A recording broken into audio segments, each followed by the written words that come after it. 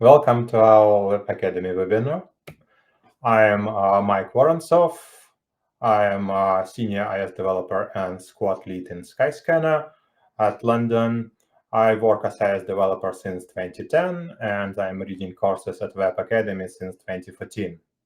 And today I'm going to talk to you about SwiftUI and Combine and benefits of modern reactive programming using Combine and SwiftUI. So today we're covering what is actually reactive programming, how it is different to traditional procedural or OOP on example of Combine, how it can be used with a SwiftUI, and how you can benefit from using SwiftUI and Combine. At the end, we will have a question and answer part, and I will answer all your questions that you probably will have at the end of this presentation. So first of all, what is reactive programming? In computing, reactive programming is a declarative programming paradigm that's instead of working with objects or with procedures, it's working with the data streams. So what does it mean? In convenience programming, when we're talking about procedural programming, for example, we're talking about data and procedures that we're executing on the data. When we're talking about object-oriented programming, we're talking about the classes and objects of these classes and their relationship and interactions. And here, in reactive programming, we're talking about creating and combining the data streams. So what is a data stream? So data stream, basically, it is something that objects or anything else can be emitting. And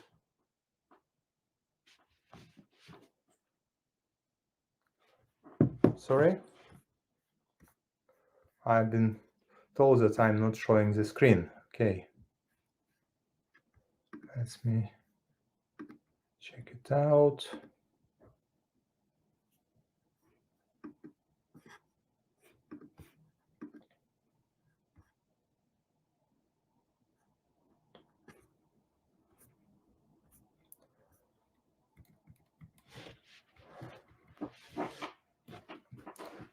Can you see my screen now? I hope you can. Okay, sorry for interruption.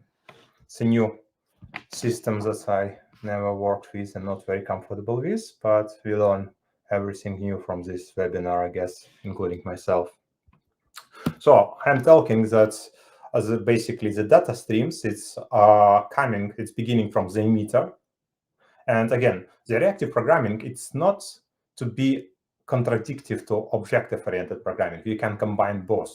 So basically, in modern reactive programming, usually we have objects that instead of sending each other messages, it's interact with the data streams.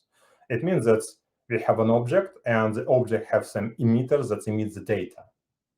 And while it emits the data, we can transform this data, we can change this data, we can process this data accordingly and filter it. And then basically we can, in another end, subscribe for it and basically show it on the screen, for example. And during the case of this time, we can have multiple different events submitted, we can have errors submitted, and what is mandatory in this stuff is that we have the beginning of emitting the events, and we have the end of this emitting of the events. So when the stream is completed, it's no longer emitting the events, and subscription is no longer valid. The same happening when we have errors in the stream. So error is one of the completion of the events. But that's not very important at the moment. You will learn about this when you start working on it, and you will understand this naturally. What is important is understanding how it is different from our normal programming. And to understand it better, I want to show you the example. So basically, I prepared a short project for you that's basically fetching the data from the movie database website and rendering this data on the screen. And I did two screens. One is convenient and conventional UI kit with conventional design paradigm. And another one is reactive programming. And I will show you the differences, and I will code actually the whole part of reactive programming before your eyes in the next probably 20 minutes. So first of all, when I start my application,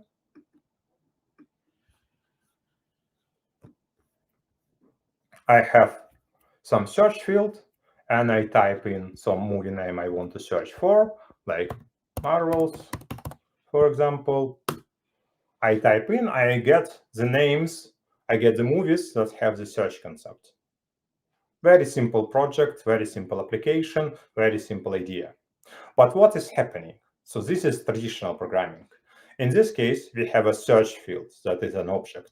We have a table view in this case that is an object.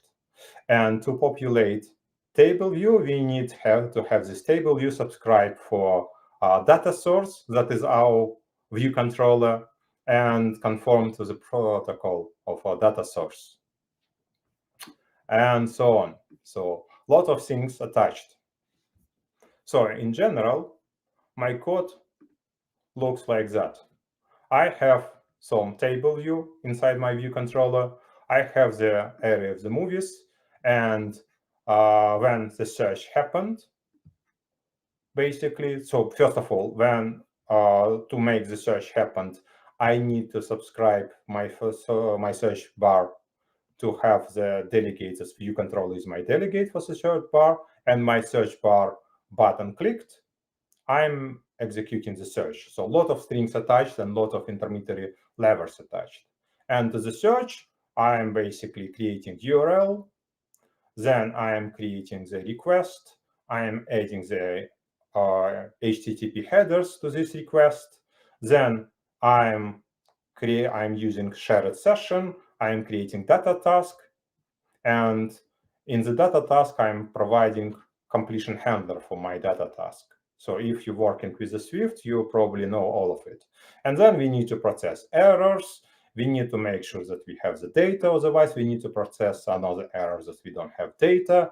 It will be good to process response codes that I skipped here for sake of time. And then again, we need to convert the received data into the data model using decoder, JSON decoder. And then we need to dispatch to the main queue that we have new movies and we need to update it. So basically, we need to update the movies and we need to reload the data in our table view. So a lot of things attached, a lot of interactions, and a lot of events. How this can be done in SwiftUI and Combine? So I've created here in my simulator, I created another tab that's right now doing nothing. It is a SwiftUI view that's rendered in the same application. And in this view, this is my view.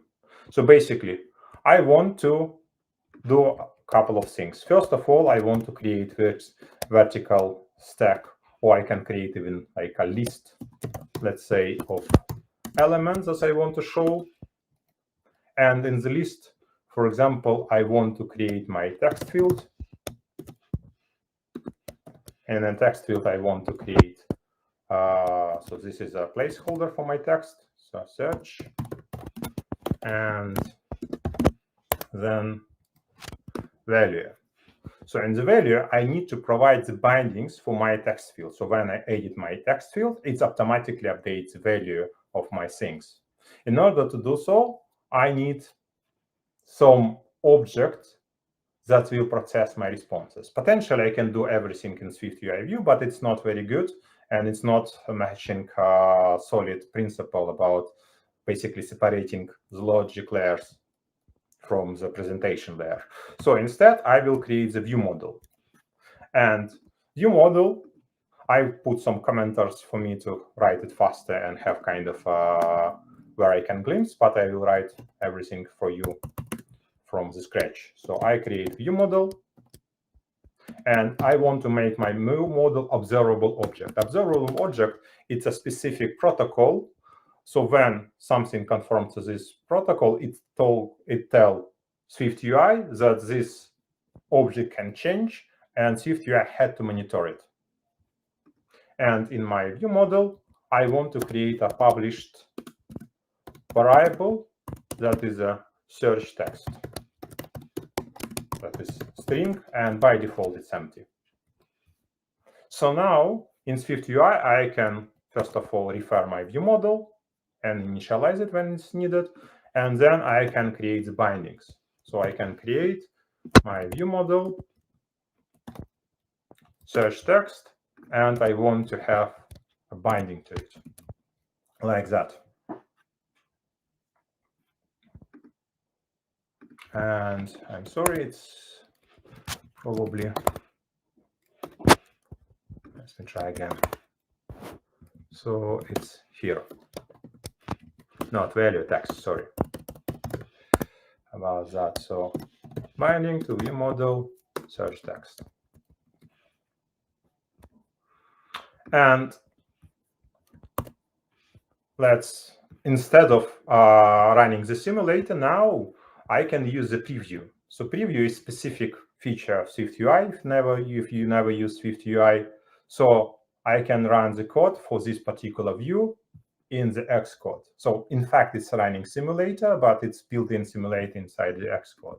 And I can have this search field. I can type in like marbles. Nothing happened because there is nothing in the view model. So let me improve a little bit view model and do something about that. So first things first, when my view model is initialized, I want to set up observers. So I want to separate the call of init from the call of the function that's initialize the observer. So I call setup observers function that will initialize my observation and create my data streams. And I will call it in init.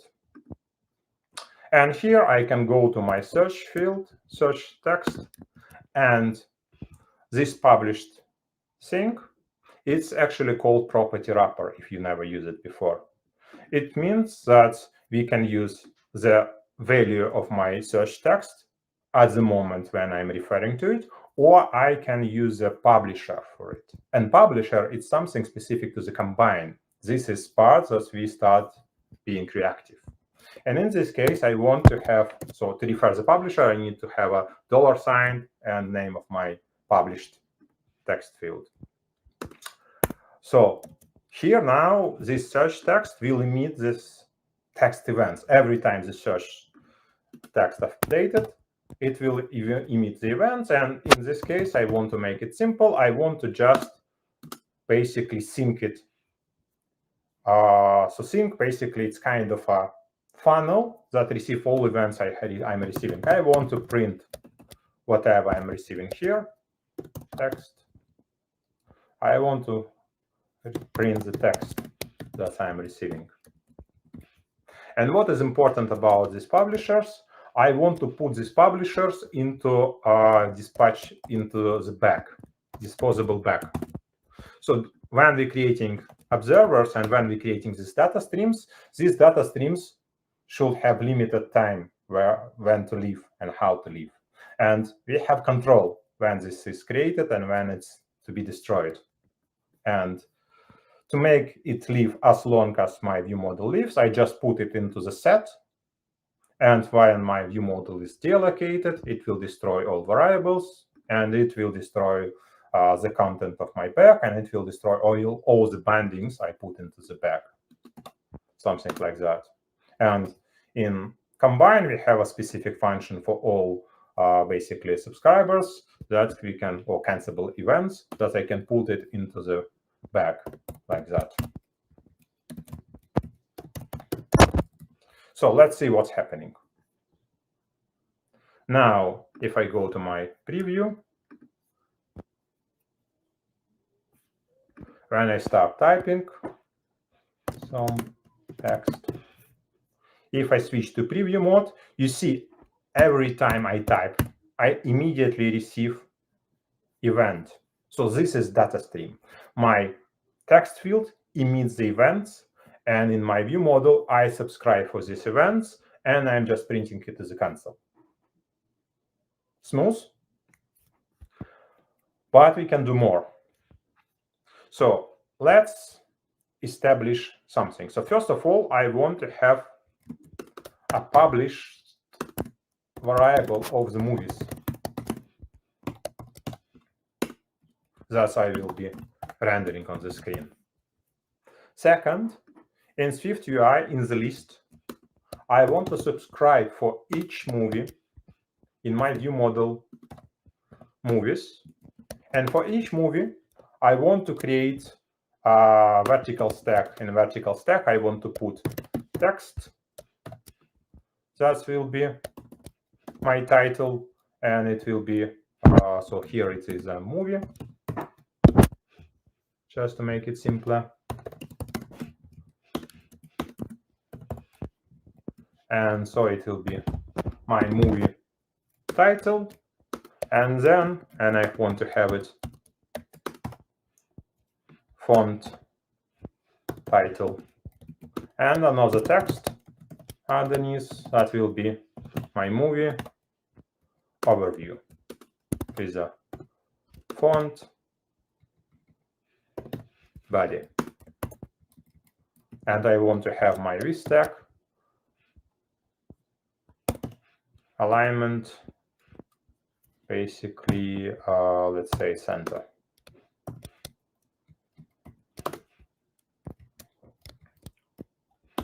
Like that.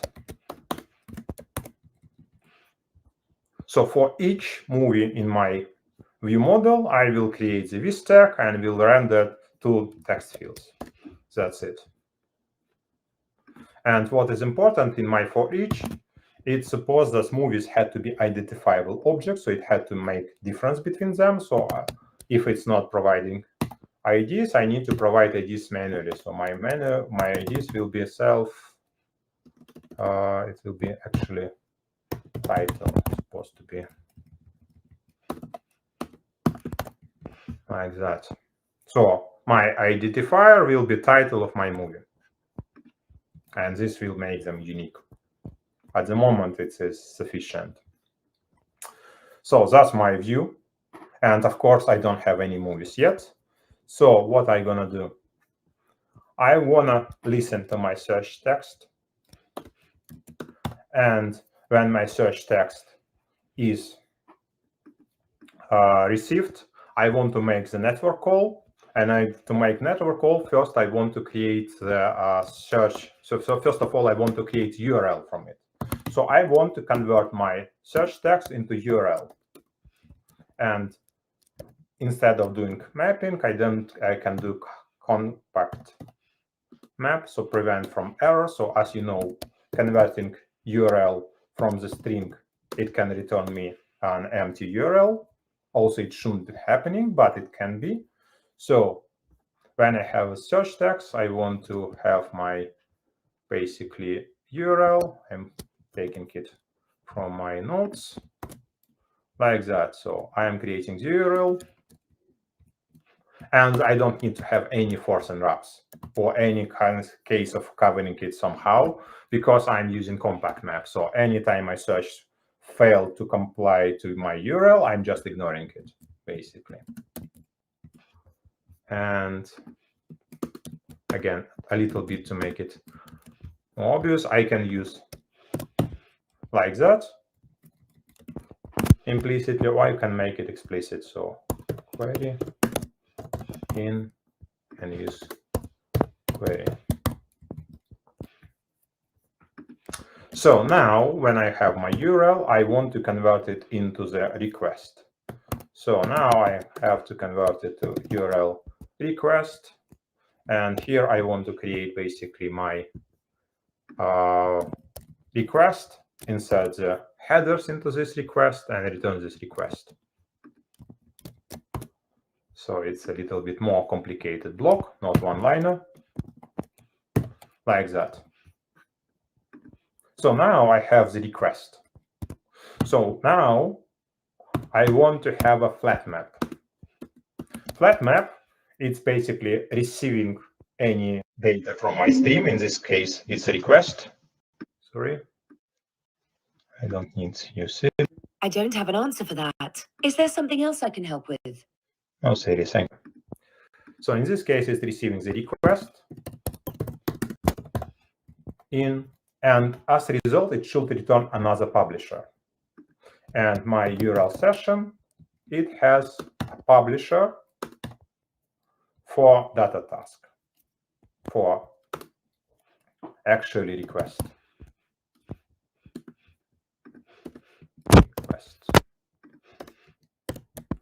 Like that. So now, after my request is executed, I am going to get my stream here into the next part. In the next part, I can actually, so on any part, if my stream receives the error, it basically propagates the error according to all the mappings. It's ignored mappings and propagated straight to the moment when we are basically covering the errors. So at the moment, I don't need to worry about the errors as I can possibly receive during the data stream, and I'm just receiving the data. And potentially here, I can check out that my data is not empty. So again, I can have a compact map, and I can check that if my, if I remember correctly, it's data.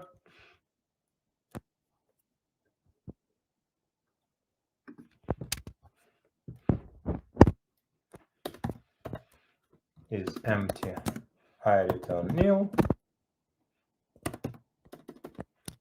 Otherwise, I return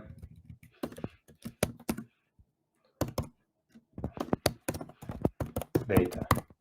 So this is my result of my data publisher, and I'm processing. So my result of data publisher, it contains closure of two things. It contains data and it contains response, that's URL response. So potentially, somewhere on this level, I can check out for codes, for HTTP codes. I will ignore it for now, but it's much simpler than doing it in a traditional way. Now, when I have the data, I can decode this data. So what I need to do is basically decode data.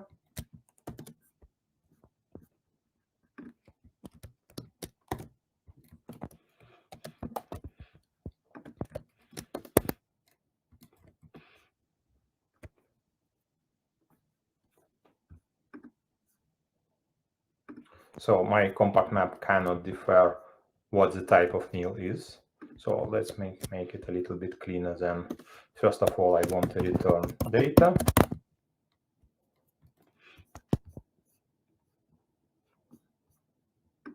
And that's why I need a little bit of stuff. So probably my data is always coming here on not nil. So okay, like that. Now I can decode it into my response DTO. So I have this response. Now I can potentially remove all the errors. So for now, I'm just use replace error with. So first of all, I want to use my extract results from my response DTO. So response DTO is basically the root object of my response that contains movies as results. So I am extracting results from this object. Then I'm replacing error with empty movies. I will show you how to cover the errors a little bit later in 5 minutes. And now I want to basically assign it to self. and I want to save it to movies.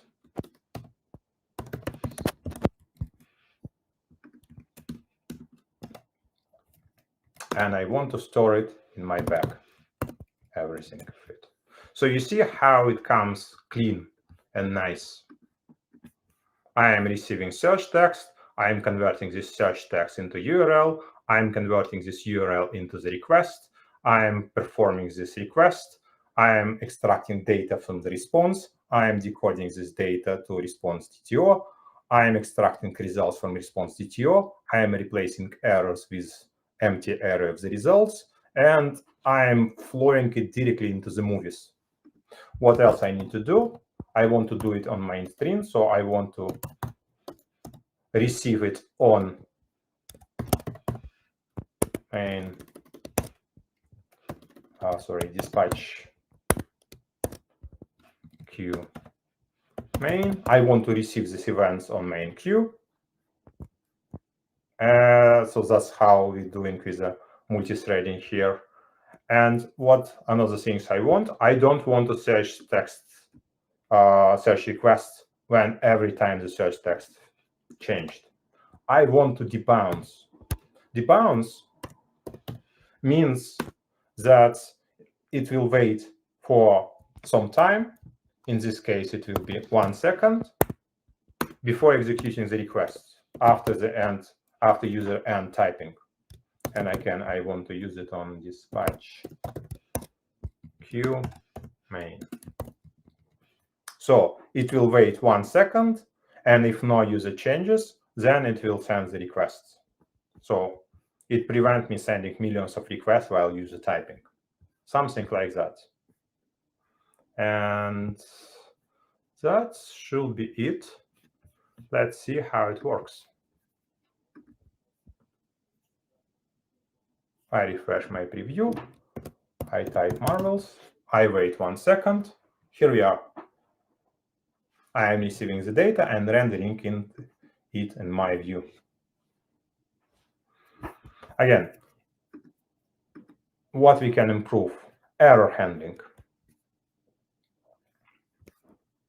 So to handle errors, I can have a specific case for it.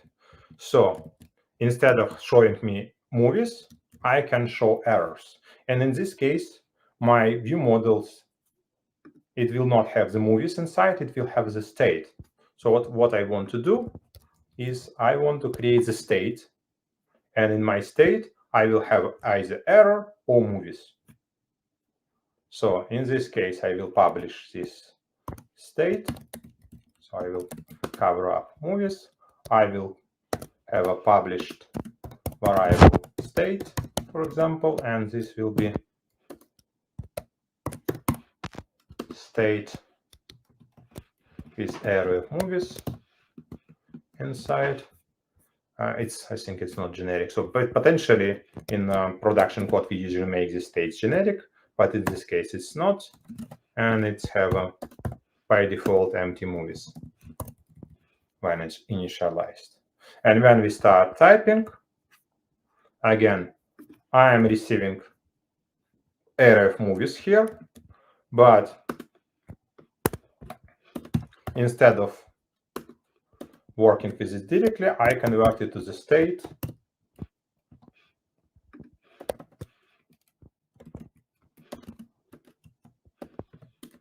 Movies, and I'm passing my movies here inside, like that. And now, instead of replacing errors, so replace error means that I'm replacing any errors I'm receiving with just something I want to replace it with. I want to process this error, actually. And here I have ability to process it. I have a catch block. And here I have error to as a parameter in my catch block. Missing one bracket. And in the result of my catch block, I want to just create, so just is a publisher. It's a stream that contains only one object inside. It's immediately finished. So I want to emit one object inside that will be a state error with message. So that will be my error localized. Why it's not working?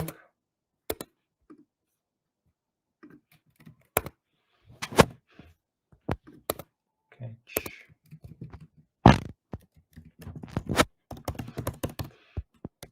Localized.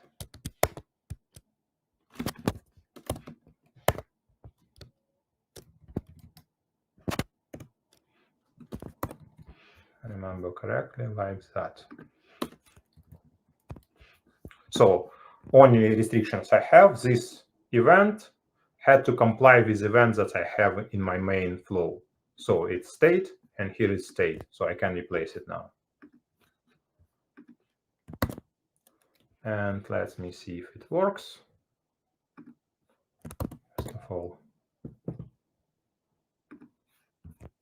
of course, it's not, because my movies no longer exist. So here I have a switch. If my view model state contains error, I'll return vertical stack, and in my vertical stack I will have a text error.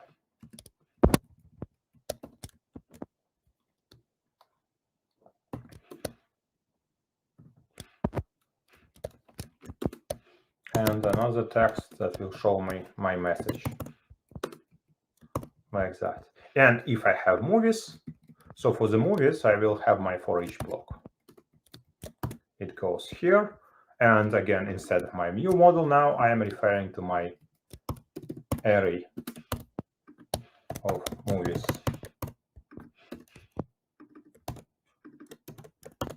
And everything else supposed to work as it is. So let me see.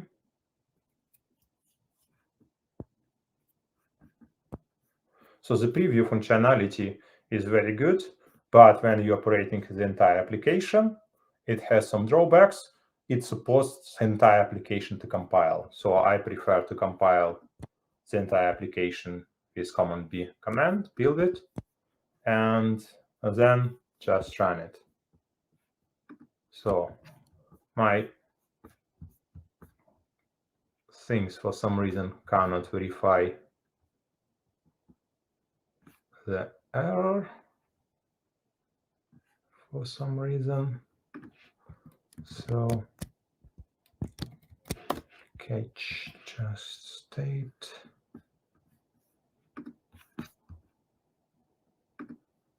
on main queue.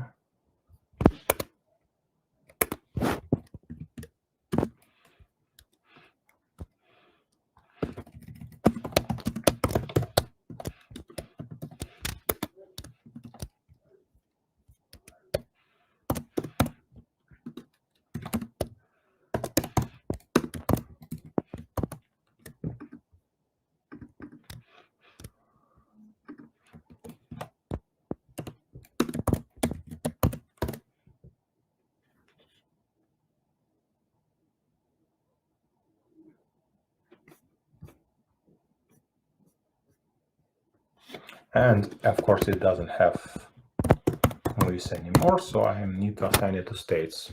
That's probably what caused it a little bit of a problem.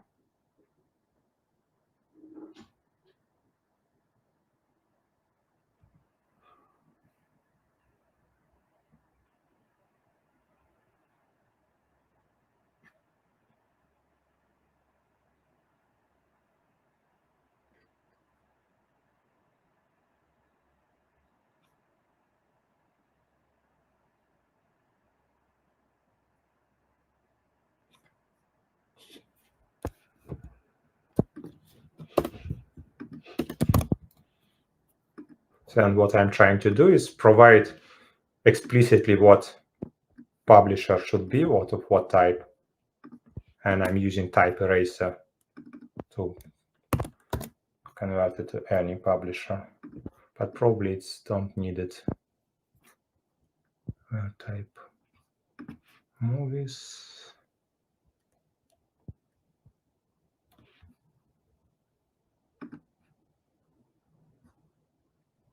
guess I need to wrap all the movies, not one. Okay, so now I can go back, can switch it on. So I have my success state working correctly, and just to verify that my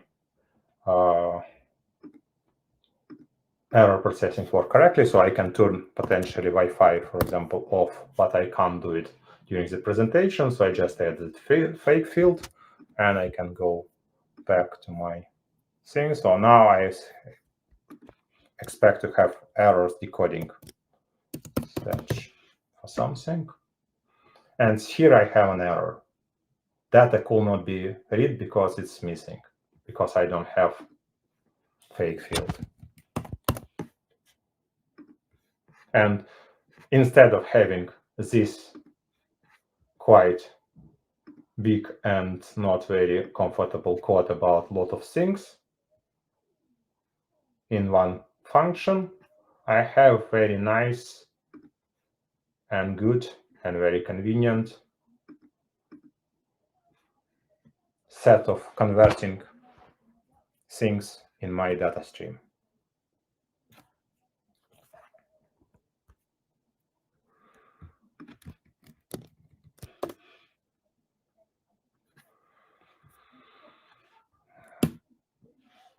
So if you want to learn more about it, I'm proud to announce that I'm going to read the course for iOS professionals related to SwiftUI and Combine, that we will cover what essentially is a descriptive user interface, how to add logic to your SwiftUI views, how to work with Combine, how to fine-tune your views, how to create the data flows in the Combine, how to work with complicated collections inside the view, how to connect SwiftUI and UIKit, and basically how to build modern applications and modern architectures using SwiftUI and Combine.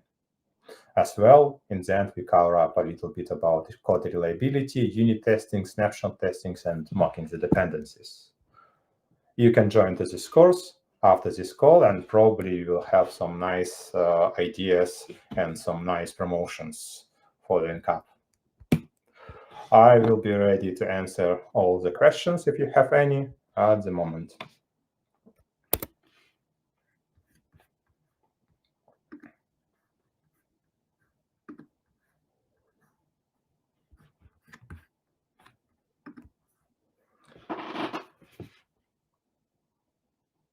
So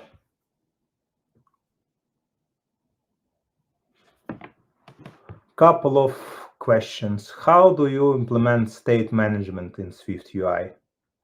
So not quite sure what this question is about. Do you mean how the states in SwiftUI works, or how you manage the application states in SwiftUI? If you can clarify this question, I will appreciate that.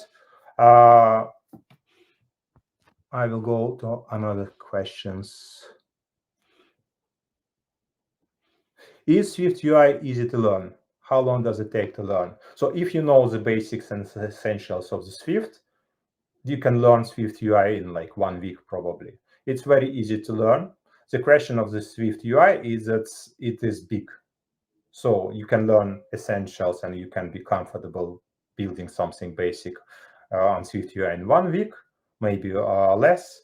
But building more complicated stuff, you need to get your hands dirty. You need to try it, maybe fail it a little bit, and understand it better. So there is a lot of things in SwiftUI. And another thing about SwiftUI that it's changing rapidly. So each version of SwiftUI is quite different from the previous one. It's not that different as between first version and second version, but still it's rapidly changing.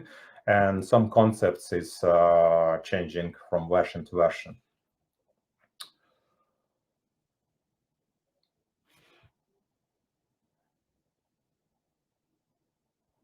What the benefits of this approach versus MVVM and MVP? So what I showed you actually is a classic MVVM. So main VM, for the one who don't know, it's a stand up from model view model architecture. In this case, we're building the views. That is a SwiftUI views. Then we're building basically view model for this view that is doing all the business logic and transformation of the data. That's what we did in our view model. And then we have a model that's basically, in this case, it's just DTO data transfer object domain that we're receiving from the JSON and the URL sessions. But in general, in production apps, it's much more complicated about how we're retrieving the data and what we're doing with the data, but it's still the same. And model view presenter is kind of very similar ideas. It's just about how you're streaming the data and how you're working with the data is slightly different. But generally, the MVVM is implied to use bindings and implies to use a lot of reactive programming.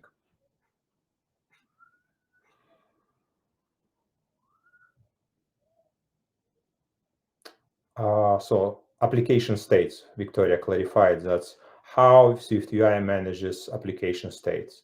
So first of all, if you're talking about view controller lifecycle in SwiftUI, there is no lifecycle of view controller because there is no view controller, but you can subscribe for events in the view in SwiftUI about when it's appearing on the screen, when it's disappearing from the screens. And if you were using Combine, you can create kind of a view state in num and send the events and subscribe for these events when it changes, something like that.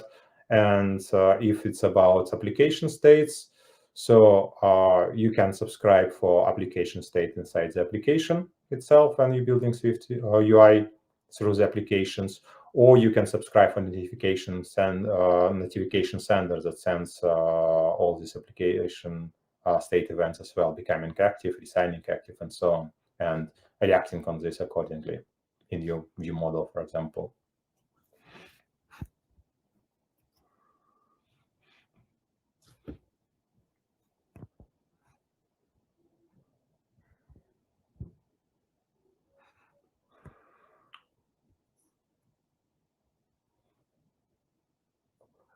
So I don't see any more questions. So I will